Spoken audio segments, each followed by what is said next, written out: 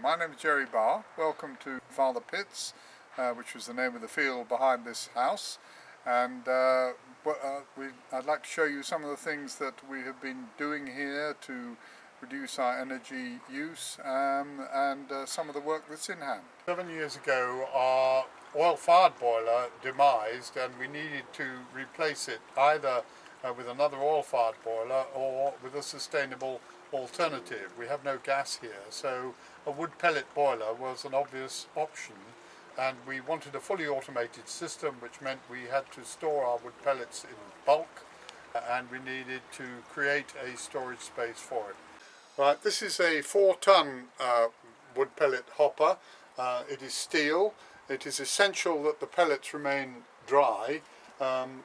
If we were able to open this, you'd be able to see the pellets in store, but it was recently filled with 1 year's supply, which is the 4 tons, so it is chock-a-block at the moment.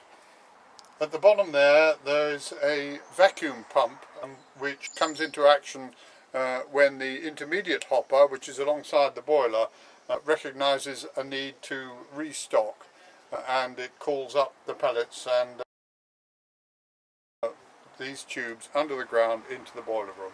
We're now going to see the wood pellet boiler, which is considerably bigger than the old oil-fired boiler and therefore is housed in what used to be the coal store.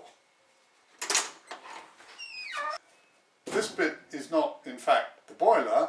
This is the intermediate hopper, and the piece on top is the vacuum mechanism for bringing the pellets in from the pellet store outside.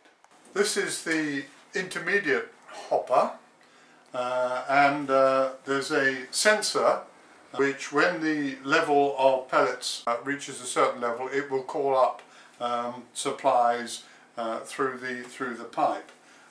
These are the pellets themselves, which have to be kept dry. That is essential, and they have to be a very specific 6mm size. That is very important to the functioning of the wood pellet boiler. This is the burning element of the boiler. There you've got a very simple spout with which the pellets are fed into the burning pot there. The pellets are ignited by an electronic coil at the bottom of the pot. Any ash then is fed through from the bottom of the pot into this little box here.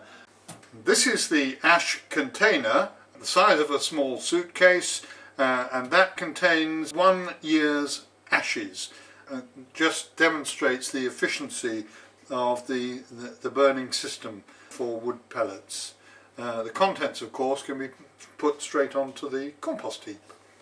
It gives information about the boiler's state itself, but it gives you additional information in terms of the temperature now, and also how many hours it has run since it was installed, 19,017 hours, and how many tons of wood pellets we have used in that time. We've used 30 tons of wood pellets since we installed it 7 years ago. We have, in the last 6 months, replaced the double glazing that was installed in 1990 with modern standard double glazing in oak frames.